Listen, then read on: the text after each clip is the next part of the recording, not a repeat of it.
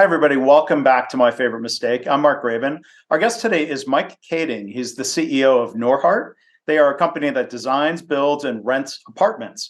They're transforming the way this is done by incorporating technologies and techniques that have revolutionized other industries. So we'll have a chance to delve into that a little bit today. And this has resulted in better quality and reduced cost of housing, which sounds great. They're committed to solving America's housing shortage and affordability crisis, and they hope to improve the way we all live. So I want to talk more about the values and the culture that you talk about at Norhart. But first off, Mike, welcome to the podcast. How are you? Doing great. Thank you so much for having me. Well, I know learning from mistakes is an important part of the culture and the environment there. And we'll talk more about that. But as we always do, Mike, thinking about your work and your career, looking back, what would you say is your favorite mistake? My favorite one is probably not realizing the importance of people early on in the company. I think the number one lesson that I ever learned is to hire the very best. So many people think that the best people are too expensive. And of course, when you look at them on a cost per person basis, they're quite expensive. But instead, what people forget to realize is that the best people outperform the average by 2 to 5 to 10 times as much. And so when you look at it from a perspective of what they're producing, they're actually less expensive. And so changing my mindset to I can't afford it to I can't afford not to have the best was sort of the biggest transformation for me in my journey. So I love that you point that out. It seems like that's a model that companies, just thinking of a couple, Costco, In-N-Out, like they famously, I can think of Buc-ee's convenience stores in Texas and a few other states. Like they are famous for paying what seem like above average rates and salaries, but they get so many benefits from that. Oh, absolutely. Early on, I didn't understand the importance of that. And it would push people like to see how low we can afford people, or we would bring on a lot of temp labor thinking that's going to help me reduce costs. But all it does is create headaches and problems and lack of momentum and turnover, right? And we turn that on its head. So we're offering unlimited paid time off to construction workers, hourly workers, which is something that I haven't heard of people doing. But even just paying top of market. And it's amazing the transformation that happens. I think the most surprising thing is that the best people start unlocking doors that you didn't know could be unlocked. Wow. And you start being able to step back and say, all right, these guys are so much better than me. Let them run. So how did you discover this mistake? Or like, what was there an epiphany? Was there a coach? Like, I'm curious, like, 'cause a lot of people might just waltz through their entire career with that mindset. What opened your eyes to this? One of the buildings we were doing, actually the one I'm in today, we were building this building and we opened the first half, and the second half was just full of junk. It was just a nightmare. And in the basement, we have an underground parking garage, and it was just full of stuff. And we had the mayor of our city coming to live with us. We had to drive through this like canyon of stuff. It's like, dude, I thought we got past this. Like, I thought we got past all these issues, and we had a better system. Like, we reverted back a little bit. And I went and started spending some time with the team. I started realizing that something isn't quite right here. And about that time, I read probably one of the most influential books of my life, which is No Rules, Rules by Reed Hastings. And in that, they talk about the importance of the best people. And then the people around me who were good, kind of pointing these things out and saying, Mike, you're being an idiot.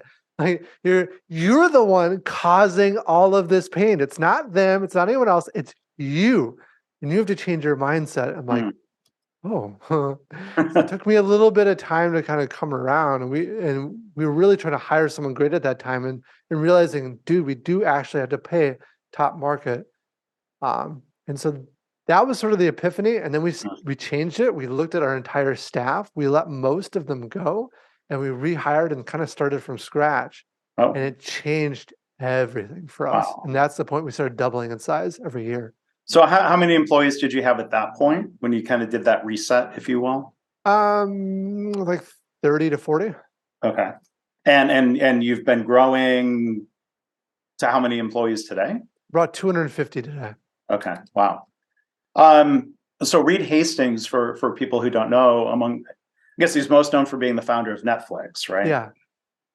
Is that the type of kind of like, I don't know, like tough love, blunt message that's better delivered through a book than it might be if, let's say, somebody in the local, you're in Minneapolis, St. Paul, right? Mm-hmm. Let's say Yeah. somebody in the business community, would try to say something like that to you in person. Like, I'm curious, like, just to think through, like, you read it and you're like, oh, wait, oof, like, did it sting, or because it was Reed Hastings, like, did it land? I wonder, because of who he is.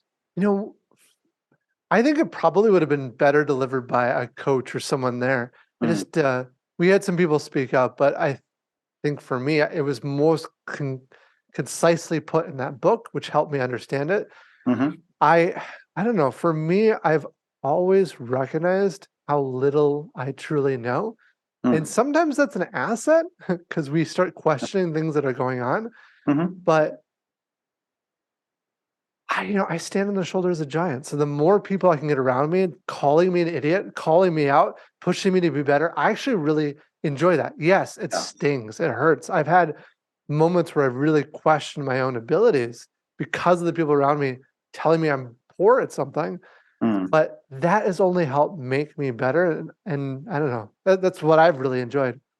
Yeah. Well, and it seems like not every leader is open to that kind of feedback, whether it's Mhm. delivered bluntly or politely. Like, I like how you distinguish, being the difference between being stuck in the way we've always done it versus challenging things, or distinguishing between what we know and what we can go test out, right? So back to your point of like this idea of top grading or paying top wages, hiring the best. Like, was that an idea that you thought you had to go test, or what helped you feel comfortable moving forward with that idea?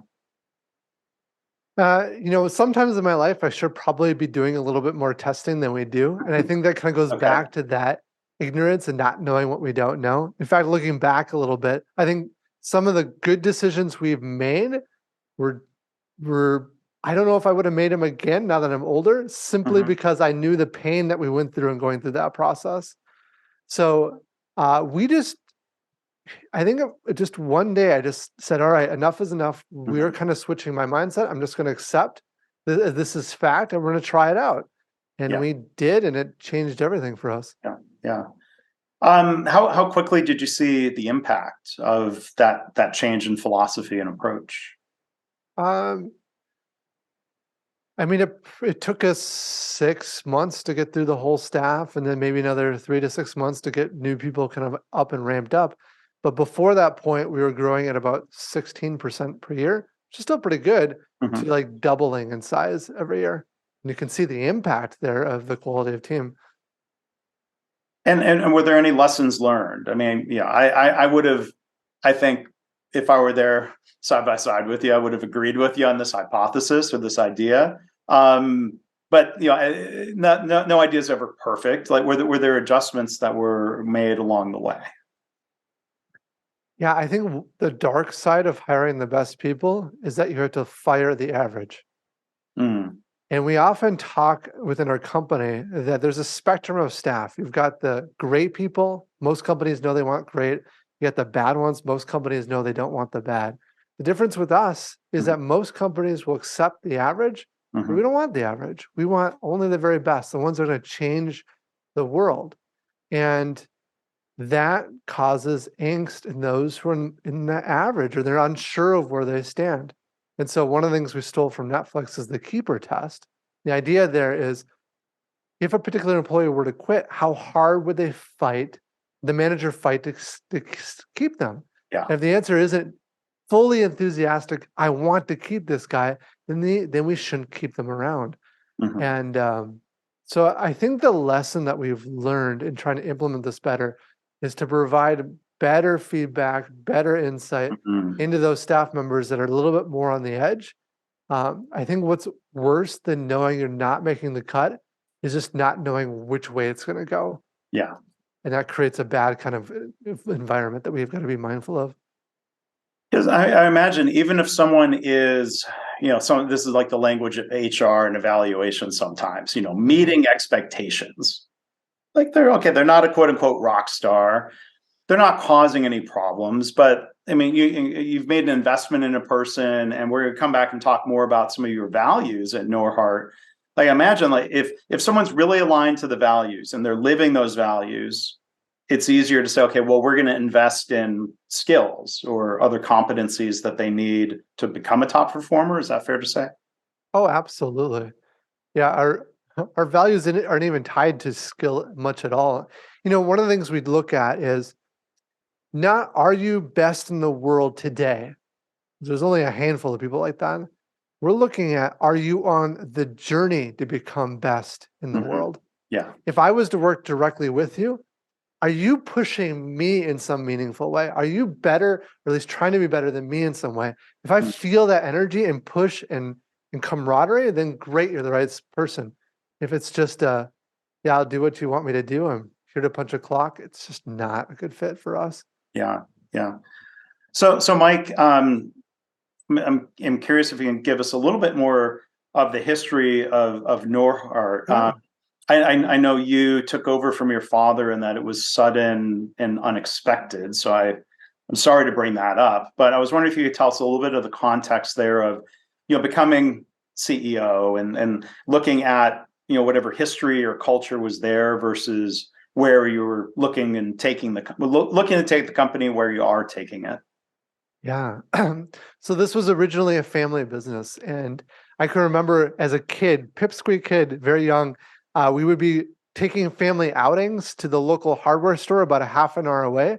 We'd each fill up 2 carts full of stuff and bring it to my dad's little trailer as we headed down the highway and back to our buildings. We'd be building like 8 or 10 units a year.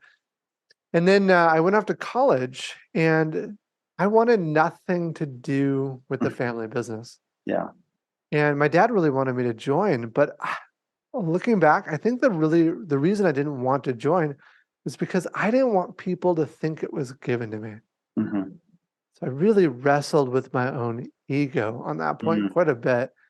And then eventually I came to the conclusion, all right, I'm going to jump in. We're going to be part of this because deep down, I knew I wanted to make some kind of meaningful, positive impact on the world. Mm-hmm. And if I'm going to have that kind of impact, why not use this platform that my parents already started to grow that into something much larger? So my dad and I worked together for a few years, and it was really a good time actually. Yeah. And then one day he was no longer here. He passed away. He was relatively young, and it was totally sudden and shocking. Gosh. Yeah, and I'm sorry. yeah, so we really a rough point in our life. But if I'm looking back at it, in some ways, there was magic in it. And I think the magic is this. I didn't know much. Mm-hmm. And because I didn't know much, I didn't know the way things were supposed to be done. Mm-hmm. Right. And we could start questioning everything. And there's nobody to tell us no. Yeah. Maybe not a great thing, but that's the reality of it. And so Sure. we push back, we change, we try new things, and this allowed for some crazy new innovation. But at the same time, there was a tremendous amount of pain because at that time, my first project after my dad passed away, the city didn't believe I could do it. And in all honesty, they were to a degree correct. In fact, they shut us down twice in that project. And the second time they brought me in and said, Mike, you need to hire a professional manager. Mm-hmm. Oh, right, just Yeah. deflated. And then we brought someone in the course of 3 days, which is the worst way to hire someone. That was not a good fit. But we had him around, and then behind the scenes, we're working like crazy to try to get everything figured out and fixed up. And I can remember toward the end of the project, we had this water main, thousands of feet long, buried 15 feet in the ground, and the pressure test wasn't holding, meaning there was just a pinhole leak somewhere in this pipe. So I'm out there in my fancy, nice clothes in the mud, trying to find this leak with their excavators day in and day out. We Mhm. found the leak about a week or two before opening. And then about a week before opening, some of the city officials came out and looked at the building and said, there's no way. We're not opening this building. You could Yeah. send everyone home. They're not moving in here. And I remember the last day before we're supposed to open, we had half a dozen inspectors for about a half a day come through and look at the building. At the very end of that, the head building official brought me down to the basement and said, Mike, all the projects we've done in the city, this is the nicest we've had. Mm. I was like, finally, Right. Good. finally some confirmation that we can do what we thought we could do. But, that's the dark side of not having that experience. Mhm. But it sounds like you've got a great team and you've built a team that you can rely on for those details. Oh, yeah. For sure. And that is the magic of hiring great people is now Yeah. that we have that whole infrastructure, a lot of those things that used to be major pain points are no longer pain points. Mhm. Yeah. Again, our guest is Mike Kaeding. He's the CEO of Norhart. Talk about the company a little bit before we delve into the culture and some of the values. How rare is it for a company to design, build, and rent? Like, I guess my guess would have been you have developers, builders, and then it's sold to somebody who owns and rents and maintains. Am I wrong in that, or is your company how unique is that? What you do? It's quite unique. Yeah, the world of construction, typically the owner is a different company than the general contractor, who's different than the developers and the subs and the supply chain and the manufacturers. Imagine for a moment if a construction were to build cars. They would have a different company installing the windshield, a different company installing the door, and a different company installing the wheel. And then the wheel company, well, they would call us up and say, hey, I'm so sorry. I got this other project. We're delayed. We won't be out there for a couple of weeks. Your whole line would be shut down. Yeah. And then when they did come out, they would be irate because they could only work on one car at a time. Mhm. See, the world of manufacturing looks at us and says, we're crazy, but this is normal in construction. And Right. so bringing all the work in-house was sort of one of the first steps we did to solving the construction costs. I mean, it sounds like it would be a matter not just of cost. I mean, maybe it's vertical integration. You're taking out some layers of margin, but it also sounds like it would be a matter of speed and quality and coordination from doing it this way. Oh, absolutely. Quality alone. We'd hire drywallers out, and I would come do inspections periodically, and certain walls had to have 2 layers of drywall. But the thing is, that first layer, once it's covered up, never gets seen. So what do the drywallers do? They put it up like a kindergartner had installed the drywall. It was mismatched, kind of Yeah. sporadic drywall everywhere. And I walked in and they'd be, oh, I'm so sorry, we'll get this fixed. But think about how often they were doing that. Right. Where When if it you didn't have your get own team, yeah. they're not incentivized to do that. And they take a lot more pride in their work. But because everything is in-house now, we can also think about efficiency. And so if you look at manufacturing over the past 60 years, they've improved labor productivity by 760%. Mm. Agriculture has improved by 1,500%. During that same time period, construction has done nothing, or Yeah. 10%, but basically Right. nothing. Yeah. And so if we can just take the lessons learned from these other industries, we can have some radical improvements. For example, the assembly line, right? It radically improved manufacturing. But how in the world could you take that concept into construction? I mean, Mhm. you can't take a building and drive it down a line, Right. can you? Well, Mm. no. But Mm. what you can do is you can move the person through the building. Yeah. And so right now, every 5 hours, our teams shift through the building. And if you look at the very end of our line, you see a brand new apartment unit being produced every 5 hours. And Wow. just that one technique Mhm. takes a 15-month project down to 9 months. Wow. But that wouldn't even have been possible unless we brought things in-house. Yeah. So you mentioned manufacturing and Those are my roots originally. I started in the auto industry working with assembly lines. Your website talks about bringing techniques from manufacturing. So it's a company near and dear to me. Tell us about at least one of those companies that's been helping you and how they do that. Yeah. So the inventors of sort of these efficiencies and something called lean Hmm. is Toyota, Yeah. right? They radically improved the space. So why not, if we're looking to find the world's best, why not tap into the best people in the world, what they do? So we got connected with Toyota, and they were excited about this because they want to see improvements to the overall economy go beyond just manufacturing. Yeah. And so it's just a great partnership. They're out here for a week every month right now, and it has just been phenomenal. The lessons learned from them is just fantastic. We actually met up with some of their executives just last week, and the lesson I learned from them this last week is you really want to think about culture, as we're talking Hmm. about here. Yeah. You can bring people in and improve something about your business, and then they leave, and that thing goes back to the way it's Hmm. been. Yeah. And so how do you change the way that everyone thinks about this so that it becomes embedded in everything that you do? And that's what we're working on currently with Toyota. Yeah, yeah, and Toyota and their TSSC group, as they Yes. call it, they work with suppliers of theirs, manufacturers.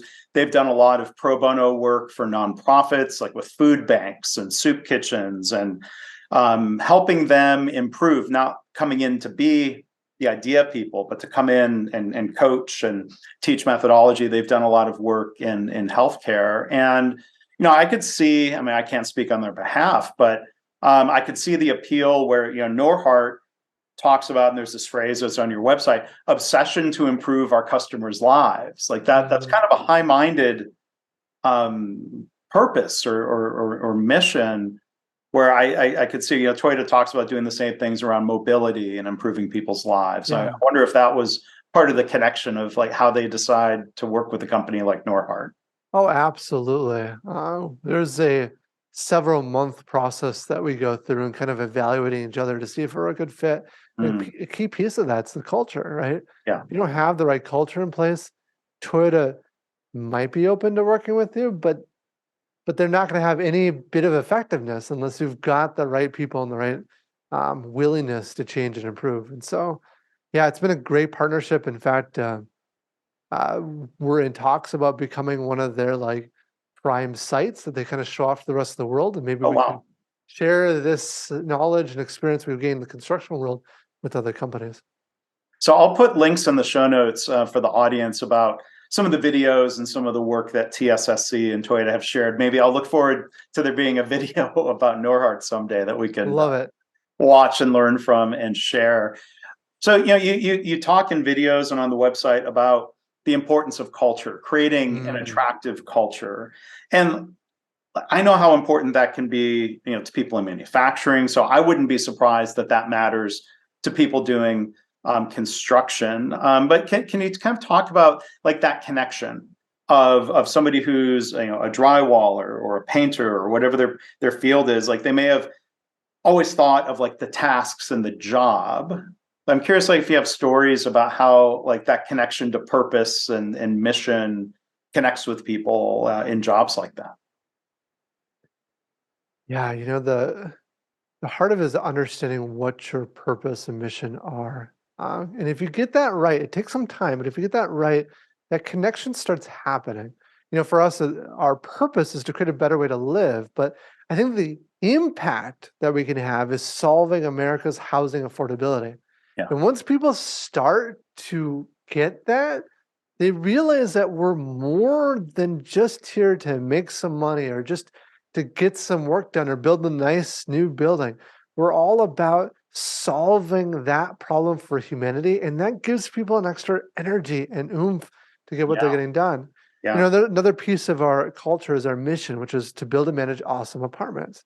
And we stay laser focused on that because Mhm. we want to be literally be best in the world at doing that. Mhm. That's the goal. That's not just some statement. That is Right. actually the goal. It's really a lot of fun because you go on site and talk with people, and you hear people responding that back regularly. Like, we want to be best in the world at what we want to do, because that's what it takes to solve this kind of problem. Mhm. Another thing I often hear, in the world of construction, typically it's kind of rough and tumble. Uh, People can be yelling and screaming and kind of mean and nasty. It doesn't bring out the best in people always. And so oftentimes at orientation, people hear our orientation. I'm at every orientation. And at the end, I just get their feedback. And a lot of times, someone in the room will say, Mike, this sounds great, but this is too good to be true. I have lived in construction for decades, and people Yeah, say this sort of thing, but it never actually happens. right. So then what I say is, in 2 months, you and me will be connected back up again for follow-up orientation. This Mhm. is your chance to tell me everything that's going wrong and right in the organization. Wow. And 2 months later, without fail, every single time they come back and say, Mike, I thought you were full of it. And then I walked on site. Yeah. Right. That's the powerful moments when you know finally something is working the way you hope it will. Yeah. Wow. That's great. There was one line or something you said, calling it a line, that's not the right. It wasn't just a line. I can tell it's something you believe. So calling it a line isn't that was a mistake on my part. But I don't want to say it on your behalf, but I'll try to tee you up. Like what you said reminded me of something I've heard from Eric Ries, the author of the book The Lean Startup. Are you familiar with his Oh work? yeah, yeah. So Eric talks about in the context of entrepreneurship or building software or building a company, basically saying, like I'm paraphrasing that, it's disrespectful to waste people's time building a product or services that nobody really wants. That we it's not just the wasted money or the wasted effort, but to me it connects back to Toyota and saying we should respect people's time and the time they're giving to us. So does that point you close enough to what I remember from your video to kind of tee up about life being short? Oh yes. Yeah. You know, my dad died at a relatively young age. Right. And it really reminded me how short life really is. Right? We only live about 5,000 weeks here on Earth. Mm. And I often ask myself the question, how do I want to spend the minutes I have here on Earth? Right? Mhm. And it's literally minutes. I'm not exaggerating with that. That is my life. It's Yeah. down to the minutes. Yeah. And the reason that is I want to make some kind of meaningful, positive impact in the world. That's a big part of who I am. If I'm going to do that, if our company is going to do that, if we're going to change this world in a positive way, that means that we need to spend our time the best we possibly can. Yeah. Yeah. That was really, really powerful how that was stated. And you said two parts that I took a note on here. Don't waste your life doing work you don't enjoy, and don't Mm, waste your life working with people you don't enjoy working with. yeah. So somebody may have one or both of those dimensions. Ideally, I'm with you. Ideally, you have both. Well, one of the things we talk about is if we want to be best in the world, do you think you have any shot at doing that Mhm. unless you love what you do? There's Yeah, no way. No yeah, way at all. And what's one of the things we talk about at orientation. And but it's so much deeper than that because life is short. Don't waste your life doing something you don't want to be doing. And just like you said, don't waste it doing it with people you don't want to be with. People often join an organization because of the reputation of the company or because of maybe the recruiters calling you a bunch or the pay or benefits. right, But people leave for a much different reason. They leave because of their experience with their manager and their coworkers. right. And so when we think about culture and think about the teams, we put a lot of time into making sure we have the right people. Mhm. Because if you get that right, it is just magical. And I've seen what amazing teams look like. And Yeah, I am tenacious and driven, and I will fight to the end of the degree till we get to the point where every team is at that kind of level. yeah. And it seems like building upon that belief and hiring people who are aligned with or can embrace the values really helps. And two, I wanted to call out in particular. I'm going to just read a little short excerpt from the website and ask you to provide some commentary or elaborate on it, Mike. So one that stood out to me, improve every day. We question the status quo. We believe work shouldn't be complicated. We relentlessly simplify and automate our processes. Tell us more about why that's so important to you and Norhart. Oh my gosh, there's so much I could go into here. um, so if we're going to solve housing affordability, we're going to solve the construction industry. And people often think, well, dude, it must be just some magical bullet. Maybe it's 3D printed homes or full volumetric construction. No, I tell reporters all the time that no, that's just this one piece of the puzzle, and that's a good, important piece. I know it gets headlines, but in order to solve this industry, we need to solve 10,000 little problems. Now, if you think I, as the CEO or my leadership team or the managers can solve all those problems, you are wrong. I often tell my team especially at orientation, if you thought we hired you just to swing a hammer, it's wrong. I hired you to invent the next way that this work is done. And so we challenge everyone to every day come in and look, what is a small 2-second tweak that you can make to your day? How can you fix what bugs you so that your work becomes easier tomorrow? And in fact, we even go a step further. In all of our trades, all of our teams, every single week produce a video. And this video is showing off something in their team that they improved that week to make some kind of meaningful improvement within their team. And it's just a lot of fun. There's celebration, there's excitement. It's when you get the right people in the place, it's just phenomenal. But yeah, improving something every day is such an important aspect of what we do.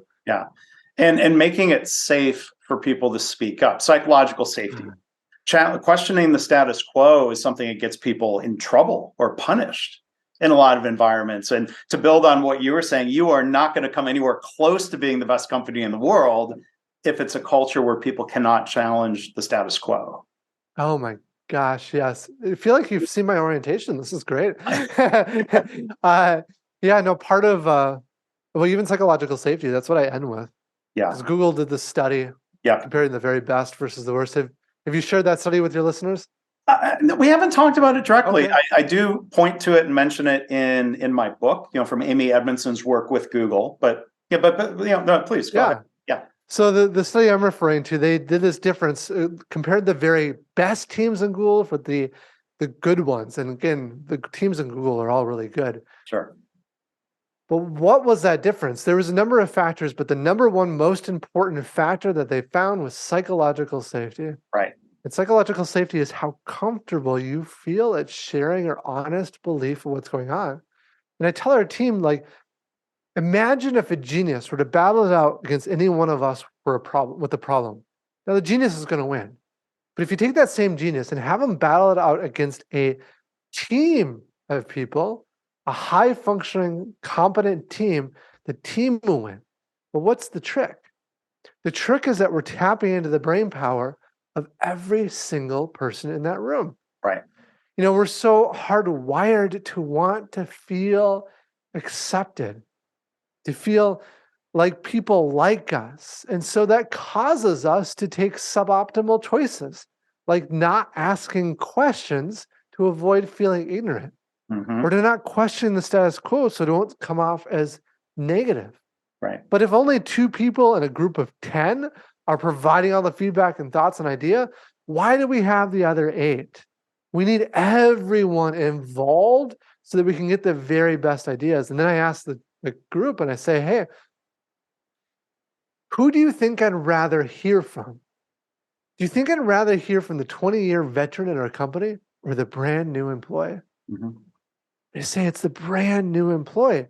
And the reason that is because you haven't drinking the Kool-Aid yet. Right. You've seen things from a different perspective. You have different ideas and concepts and ways that you can push back and teach us and train us something more. So please speak up. And then I end with a story. One of our, we do these annual meetings every single year with all of our teams separately. It's a full day event. At the end, they go do something fun. But during the meeting, I remember one of the teams I met with, I was talking about psychological safety. And there was one guy who was quiet in that room the entire time.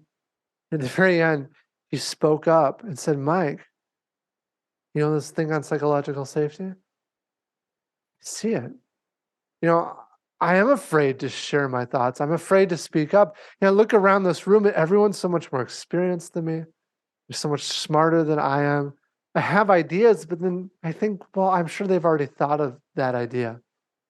And what's so powerful is what happened next. Everyone in the room went around one by one and shared with this employee and said, dude, we love you. We chose you to be on this team, and we want to hear your ideas. Mm-hmm. And so at orientation, I look at everyone, I say, dude, love you, chose you to be here.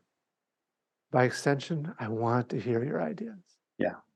Yeah. And you have to set that tone, not just, I'm going to provide some commentary here. I mean, I love what you're saying, like you as the CEO and others in Norhart who share that culture. It demonstrates, like, when you talk about hiring the best, like I would propose, and I'm guessing you agree.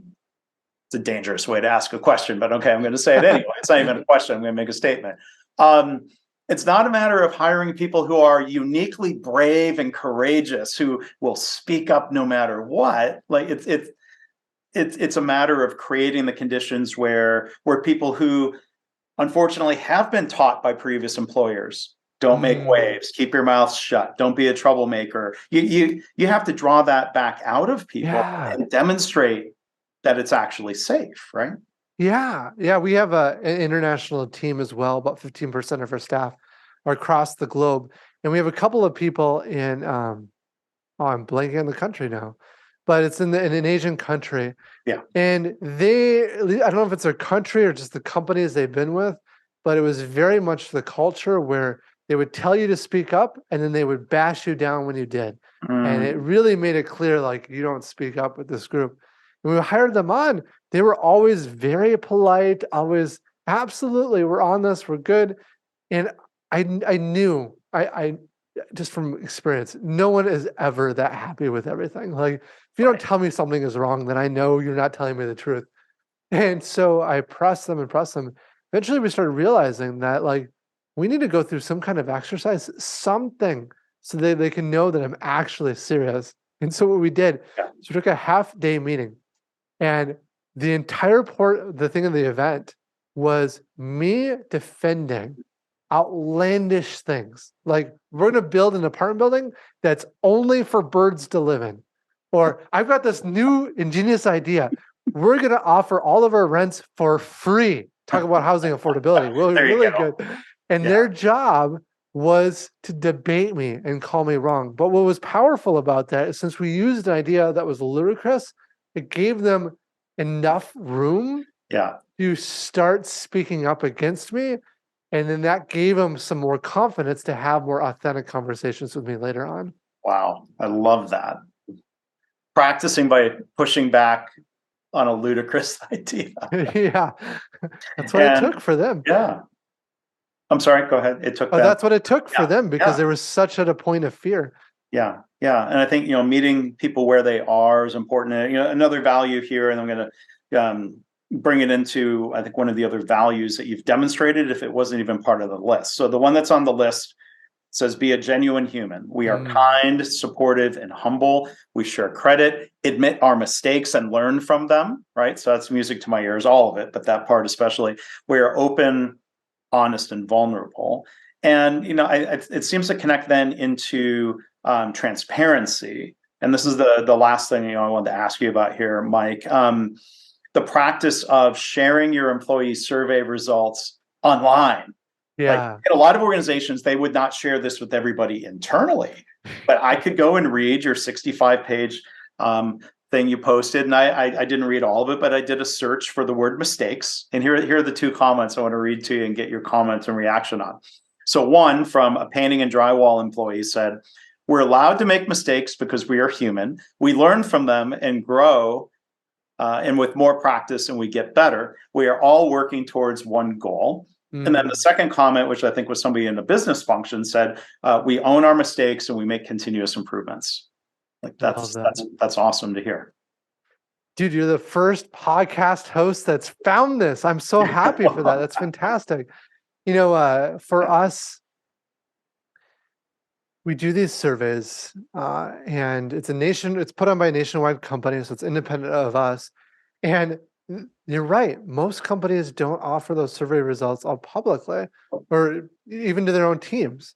In fact, in these survey results, there's a certain section that only the CEO gets. Nobody else on the team, none of the managers, nothing. It only goes directly to me. Do you have a guess of what that is? What?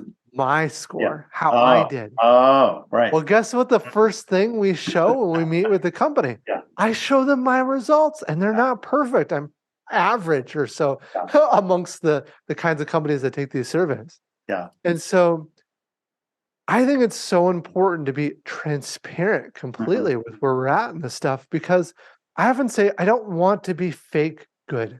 There are a lot of companies and countries that fake good, right? They pretend to be something they're not. Right. I'd much rather be imperfect, but honest. And the reason is because then I can work to improve. Right. And if I'm honest about it, hi, I'm Mike, and I have problems. Now we can talk about those problems, work through them, and make them better. And so, this last survey result, we decided to take it up a notch and said, why not just offer these results to the world?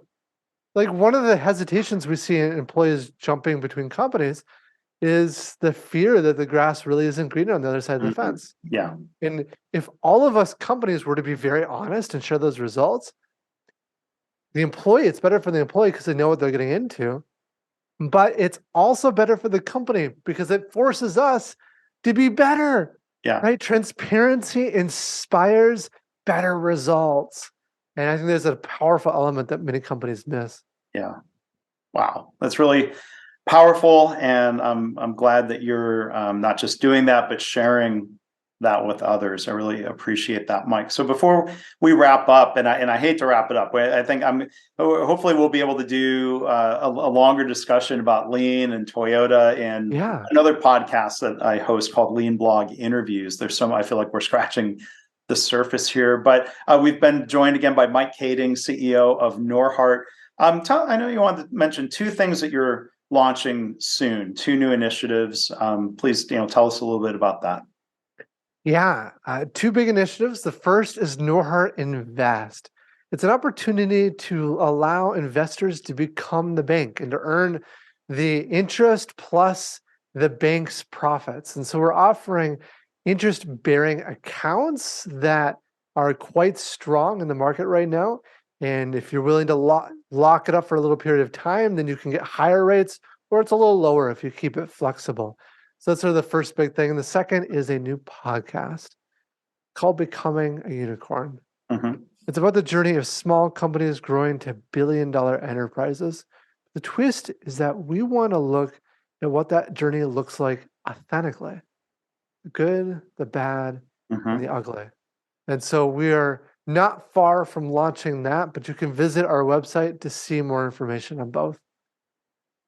I'm excited. I will definitely check out that podcast. And final question here. I mean, did anybody push back on either of these ideas as being spectacularly bad, or you have pretty strong agreement around at least tweaking the concept to something that you think is going to succeed? Oh my gosh. So the podcast, part of the reason it's not launched yet is because version 1 was one thing. Then version 2 was like, okay, that's not very good. We went to version 2, recorded a bunch of episodes, and we listened back and like, okay, this is not as good as we think it can be. And so now we're on version 3, and it's actually turning out quite nicely. And that wouldn't have happened if we hadn't got all that feedback as we were going along. Even Norhart Invest, that has evolved a lot over the last 9 to 12 months, just based upon feedback. And so we meet with a lot of investors right now, and now we're to the point that we get a lot of positive feedback, but it wasn't that way originally, right? We have to tweak and learn as we grow. That's great. That's great. So, Mike, really appreciate you, being here to share not just your own story on growing as a leader, but talking about what you're doing at Norhart. It sounds like there's a lot of great things going on. So I will put lots of links in the show notes to the website and videos and to the employee survey. And I hope people will go check that out. And I know we're going to be hearing more from you at some point, Mike, here and other podcasts and other venues. So really appreciate you being here today. Absolutely. Thank you so much for having this. Yeah. This is a lot of fun. It has been fun. Oh, I was going to say, yes, yeah, I'm sure you're working toward being the best podcast in the world. So someday, yeah, maybe we'll have some collaborations. And I'm going to learn from what you're doing and improving. So, Mike, thanks again. Thank you.